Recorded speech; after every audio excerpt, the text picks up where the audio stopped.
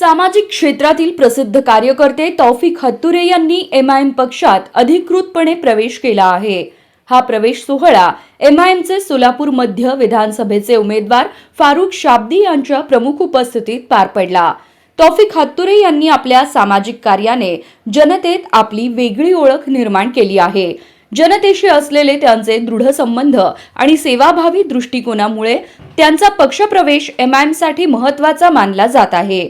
फारुख शाब्दी यांनी यावेळी तौफिक हत्तुरे यांचे स्वागत करताना एमआयएमच्या धोरणांबाबत सविस्तर माहिती दिली।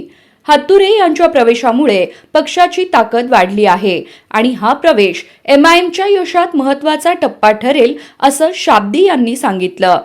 विधानसभा निवडणुकीच्या मतदानासाठी केवळ काही तास उरले असताना हत्तुरे यांनी एमआयएममध्ये प्रवेश केला आहे। या निर्णयामुळे फारुख शाब्दी यांच्या राजकीय ताकदीला मोठं बळ मिळाल्याचं मानलं जात आहे। हत्तुरे यांच्या समर्थकांचा पक्षाला फायदा होईल अशी अपेक्षा व्यक्त होत आहे।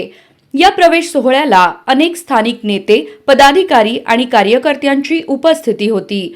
हत्तुरे यांच्या पक्षप्रवेशामुळे सोलापूरमधील राजकीय समीकरणे बदलण्याची शक्यता व्यक्त होत आहे।